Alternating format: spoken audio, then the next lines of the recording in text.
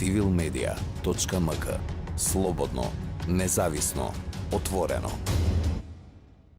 На кој начин недозволеното трговија со оружје е поврзана со организираниот криминал и организираните криминални групи, односно колку е неопходно оружјето во другите облици на организираниот криминал?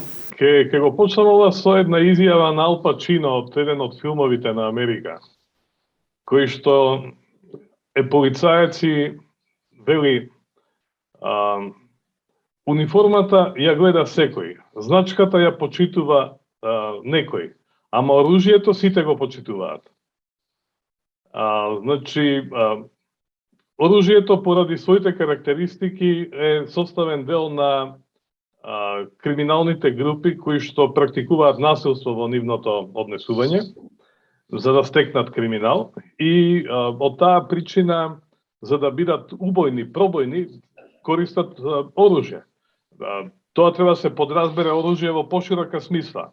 Ние сега целиме кон малото и лесно оружје, меѓутоа исто така постојат и други облици на оружје, што зависи од профилот на криминалната група, од незината обученост и од целите кои што сака да ги постигне. Така што оружјето е составен дел или белег на некои од криминалните групи кои што практикуваат насилство.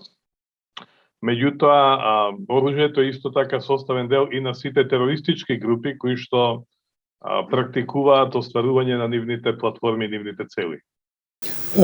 Така, на кој начин организираните криминални групи се поврзани со екстремистичките групи?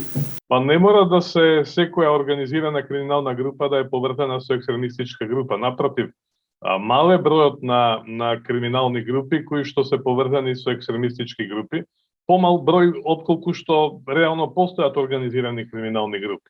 Така што тоа е исто прашање на нивниот субјективитет, што прават, кои се нивните цели, што сакаат да остварат и така натаму. Професоре, како стигаат до тоа оружје криминалните групи? Оружјето има своја историска традиција. Од таа причина е препознаено да се користи и за криминални цели.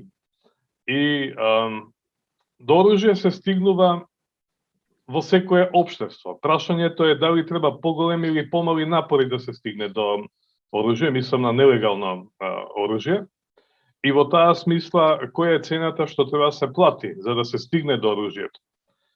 За жал, ние припаѓаме географски на регион кој што има вишок на оружје, поради конфликтите кои што се случуваат на крајот на 20 век. Меѓутоа, традицијата со нелегално поседување на оружје е подолга на овие простори, поради војните кои што се случувале. Првата светска војна, претходно останатите регионални војни действија, Втората светска војна и така натаму.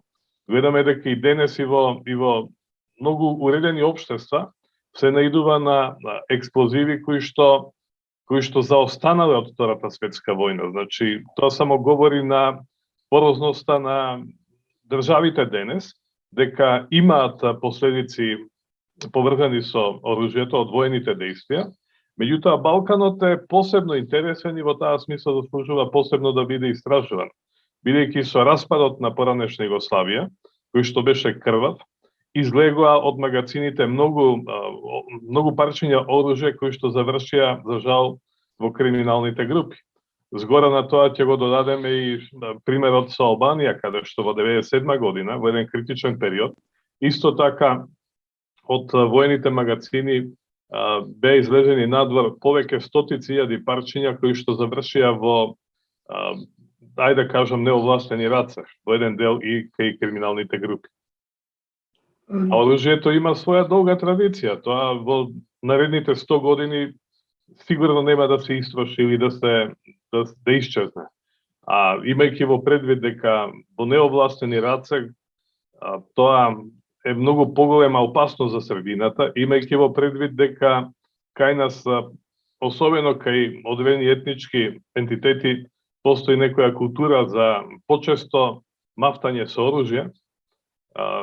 Тоа се состојби кои што, за жал, упатуваат на тоа дека проблемите со оружјето ќе стојат, ќе ги имаме пред себе, за жал, во годините пред нас. Професоре, вие спомнавте за војните од Првата светска војна, од конфликтите во Балканот, но ние имавме и еден конфликт во Македонија во 2001.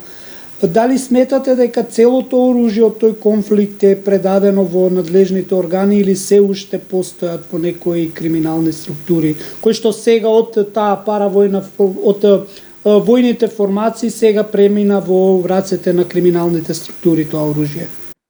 Па никогаш оружјето во целост не постои пример дека е предадено од условно кажано неовластени раце во рацете на државата.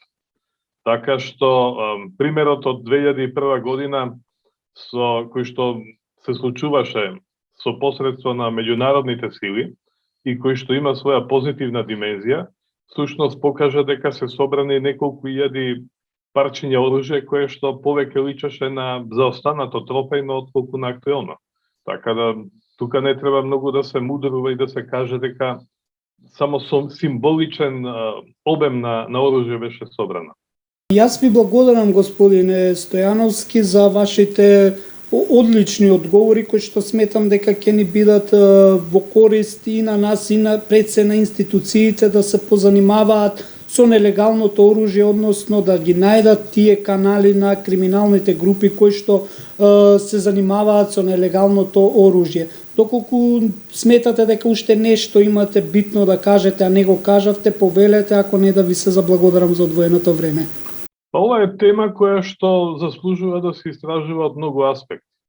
Ова беше само символично вака разговарање во некои 8 до 10 минути со вас, кое што допре само до неколку актуелни аспекти. Меѓутоа, феноменот на малото и лесно оружје е навистина со богат, со широк аспект на прашања кои што треба да се истражува и да се дојде до одговор. Така што претпоставам дека ќе консултирате истражување и анализи на домашни институции, уште повеќе на меѓународни институции, на Центарот за кој што го следи оружјето во регионот, тоа е СИСАК Центарот во Белград, дека ќе користите и други анализи и ќе дојдете до подлабоки информации и сознанија за обемот, количината, предизвиците и опасностите од малото и лесно оружје. Тука особено сакам да реферирам на протоколот од Палермо, третиот протокол кој што се однесува за малото и лесно оружје и муницијата која што се користи, кој што всушност и најтешко беше донесен во споредба со останатите два протоколи, едниот за трговија со луѓе и вториот за кријумчарење мигранти, што само говори дека и денес во денешни рамки и оние држави кои што преферираат безбедност, демократија, всушност токму тие држави се најголем производител на оружје и најголем инкам во нивните буџети доаѓа од продажбата на оружје, секако по легални услови, легални канали, меѓутоа малку фали оружјето од легална да премине на нерегуларната патека. Така што ова е феномен кој што заслужува да биде темелно истражуван и секако да се придонесе за повеќе сознанија во општеството во однос на проблемите со малото и лесно оружје.